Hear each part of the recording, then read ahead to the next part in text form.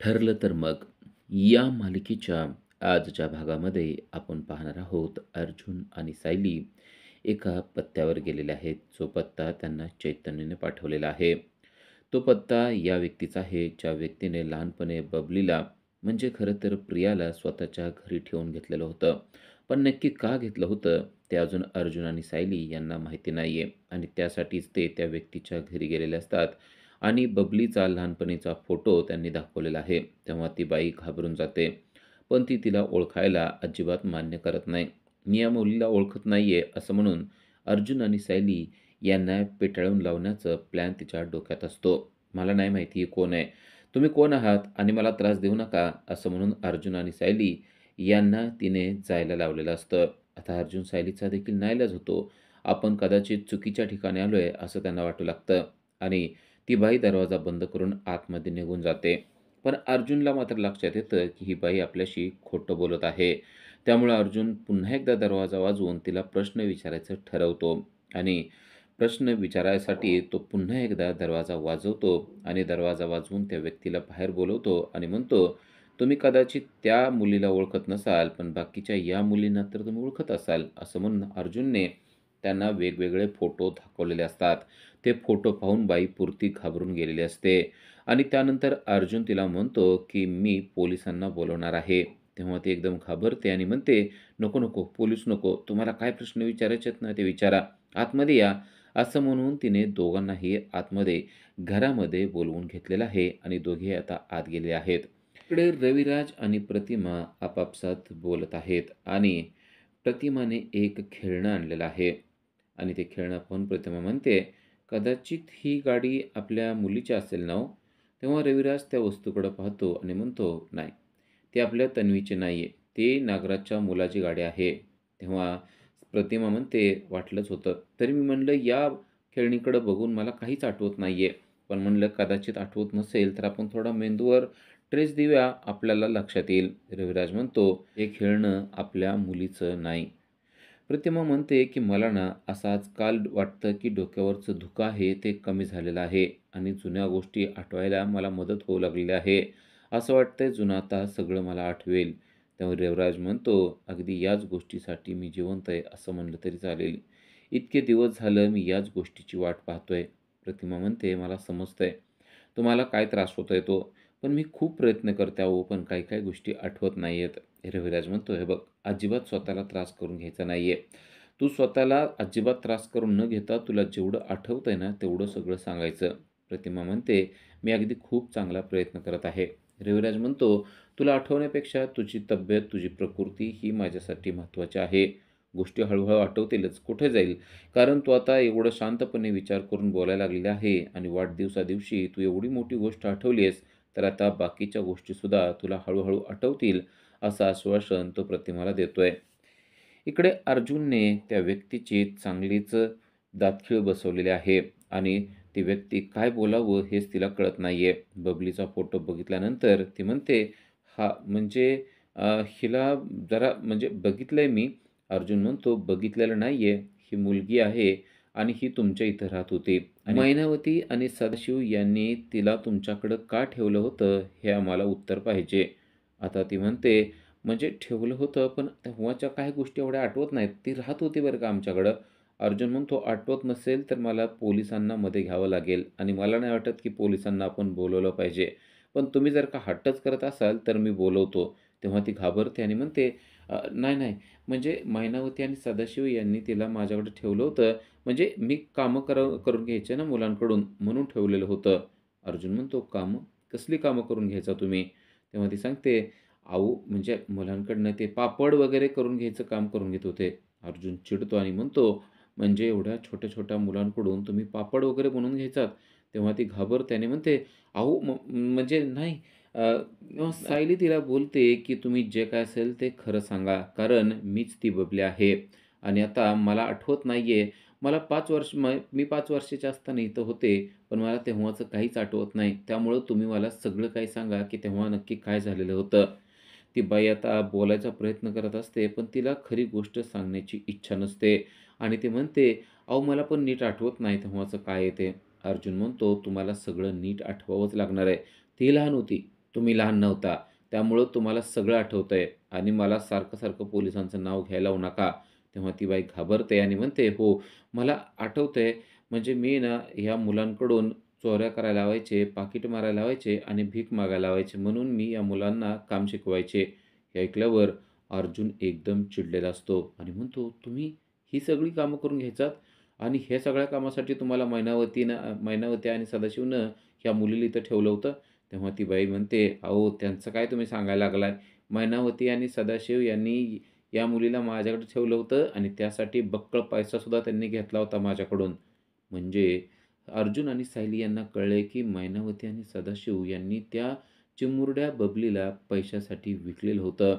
आणि ती बाई अजून पुढं सांगते, की "अहो, तुम्हाला माहीत नाही ते कसे आहेत ते. तो दारुडा आहे आणि त्यांच्याकडं ना एक पैसा नव्हता. पदरात 4-5 पोरी, खायला घरी काही नाही. त्यामुळंच त्यांनी या मुलीला माझ्याकडं ठेवलेलं होतं." आता अर्जुन आणि सायली यांना परफेक्ट उत्तर मिळालेलं असतं. त्यांना कळलेलं असतं, की सदाशिव आणि मैनावती नक्की काय करत आहेत. पण हे सगळं का खोटं बोलतायत, हे मात्र त्या दोघांना अजून कळत नाहीये. तेव्हा सायली अर्जुनला थोडंसं बाजूला घेते आणि म्हणते, "थांबा, मला तुमच्याशी थोडंसं महत्त्वाचं बोलायचं आहे."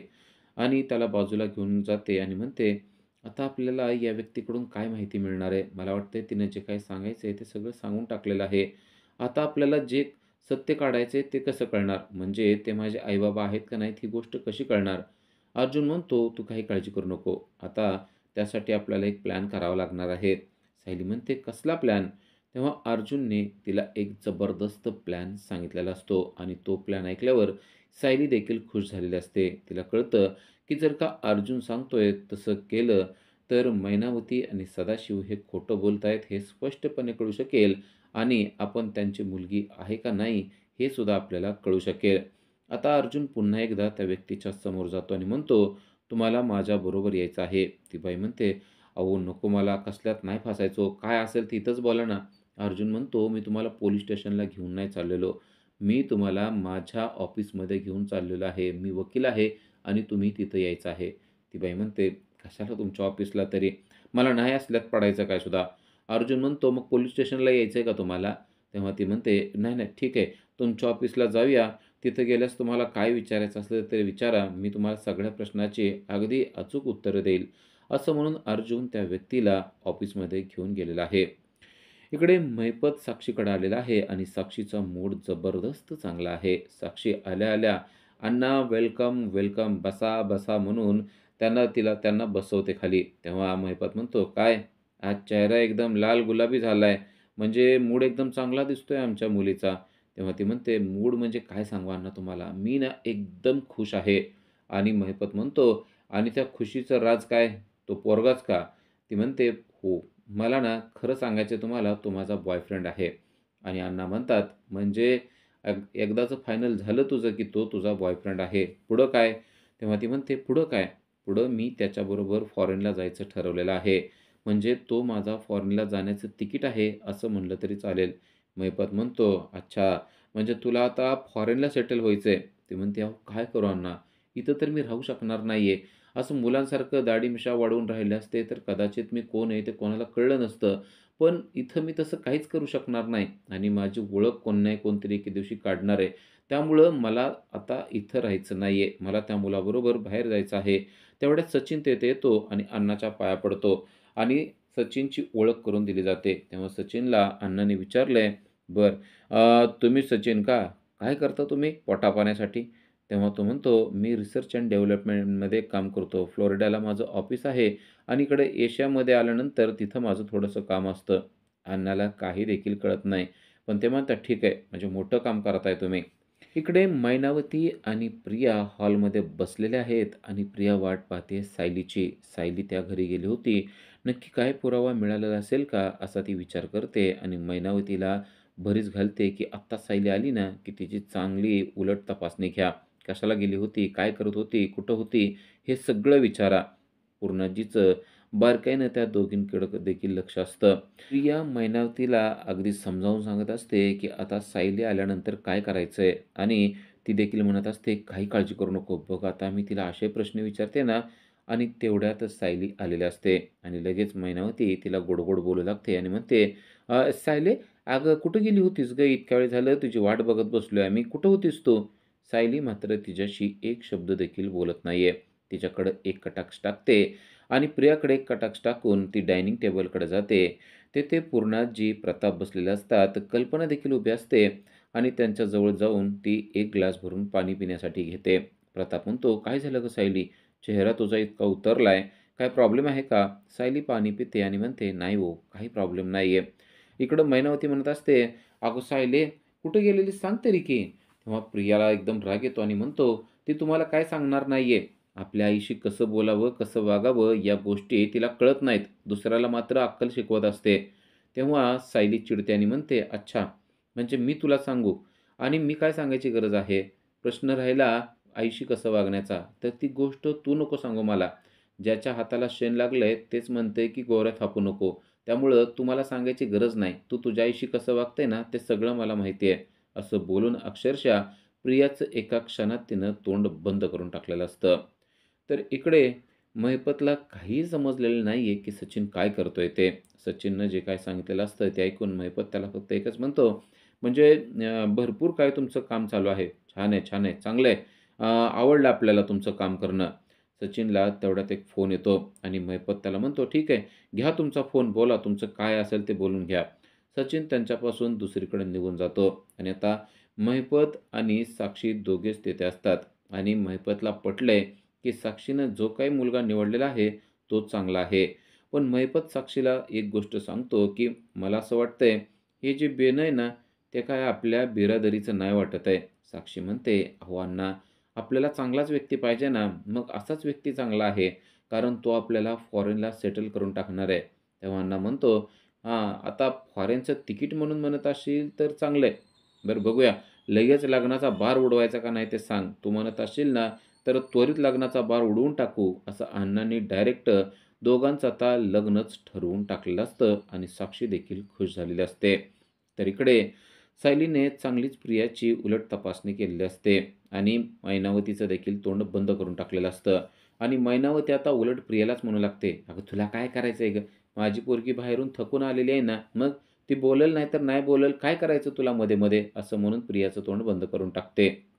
तर प्रताप म्हणत असतो, की "सायली अगं जरा बस आणि मग तुला कुठं जायचंय ते जा." तर सायली म्हणते, "नाही, मला आत्ता बाहेर जायचं आहे आणि खूप महत्त्वाचं काम आहे."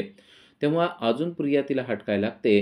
तर आता पूर्णाजीच मध्ये बोलते आणि म्हणते, "प्रिया, तुला काय करायचंय? तू कशासाठी सायलीला अशी उलट तपासणी घ्यायला लागलेली आहे? तिला जायचंय जाऊ देत, बसायचंय बसू देत. तू नको सांगू तिनं कुठं जायचंय आणि कुठं नाही जायचंय ते. तुझं तोंड बंद कर." असं म्हणून पूर्णाजीने प्रियाचं तोंड बंद करून टाकलेलं असतं आणि सायली मैनावतीला म्हणत असते, की "आपल्याला आत्ताच्या आत्ता बाहेर जायचं आहे." प्रताप म्हणतो, "अगं सायली, कशाला एवढ्या उन्हाचं चाललेलं आहे? नंतर गेलीस तरी चालेल की." सायली म्हणते, "नाही हो, खरंच खूप महत्त्वाचं काम आहे म्हणूनच चाललेलं आहे." प्रतापला कळतं, की सायलीचं नक्कीच काहीतरी अर्जंट काम आहे. त्याशिवाय सायली असं बाहेर येऊन लगेच पुन्हा बाहेर जाण्यासाठी निघणार नाही आणि मैनावतीला ती घेते आणि चला म्हणते. मैनावती मात्र खुश होते आणि सायलीला म्हणते, "अगं सायली, लय दिवस झालं तू म्हणत होती ना ती चप्पल घ्यायची. चप्पल घ्यायला चाललोय का आपण?" सायली मात्र तिला काहीच बोलत नाही. सायली तिला घेऊन खरं तर अर्जुनच्या ऑफिसकडे आलेले असते आणि मैनावतीला अजून देखील वाटतंय, की आपल्याला सायली चप्पल घेण्यासाठीच घेऊन आलेली आहे. तेव्हा ती सायलीला म्हणते, इथं इथं चपला घ्यायच्यात का आपल्याला?" सायलीला समजतं, की हिला अजून काहीच कळलेलं नाहीये. तेव्हा सायली म्हणते, "मी तुला चप्पल घ्यायला चल असं अजिबात म्हणलेलं नाहीये. मी तुला सांगितलेलं होतं, की आपल्याला बाहेर जायचंय म्हणून." मैनावती म्हणते, "मग आपल्याला कुठं जायचं ते नाही सांगितलं." ती म्हणते, "इथं तुझ्या जावयाचं ऑफिस आहे. तुला ऑफिस बघण्यासाठी मी आणलेलं आहे." तेव्हा मैनावती खुश होते आणि म्हणते, "होय काय? बरं, बरं, बरं. चल बरं बघूया. लय भारी दिसतंय गं. आतमधून तर लय भारी असेल." सायली म्हणते, "हो, चल आतमध्ये गेल्यानंतर समजेल तुला." आणि सायली तिला आता अर्जुनच्या ऑफिसमध्ये घेऊन आलेले असते आणि त्याच ठिकाणी ती महिला उभी आहे. अजून तिचं त्या महिलेकडे लक्ष गेलेलं नसतं. आतलं ऑफिस पाहून तिचे डोळे गरगर फिरत असतात. "वाह! किती छान आहे गं आणि खुर्ची तर किती भारी आहे. गोल-गोल फिरते ना? बसू का मी ह्याच्यावर बसू का?" असं म्हणून ती त्या खुर्चीवर बसते आणि सायली तिच्याकडे पाहत असते आणि ती व्यक्ती देखील तिच्याकडे पाहत असते. पण अजून मैनावतीनं मात्र त्या व्यक्तीकडे पाहिलेलं नसतं. अर्जुन तर अगदी प्रसन्न चेहऱ्याने मैनावतीकडे पाहत आहे. मैनावती म्हणते, "खरंच तुमचं ऑफिस लय झाक आहे बरं का. मला आवडलं. कसल्या खुर्च्या आणि किती मस्त आहे हो तुमच्याकडं." अर्जुन तिच्याकडं म्हणजेच मैनावतीकडं एकटक पाहत असतो. अर्जुनला माहीत असतं, की आता मैनावतीला जबरदस्त शॉक बसणार आहे. कारण ती व्यक्ती मैनावतीच्या जवळ उभी आहे, पण मैनावतीचं अजून त्या व्यक्तीकडे लक्ष गेलेलं नाहीये.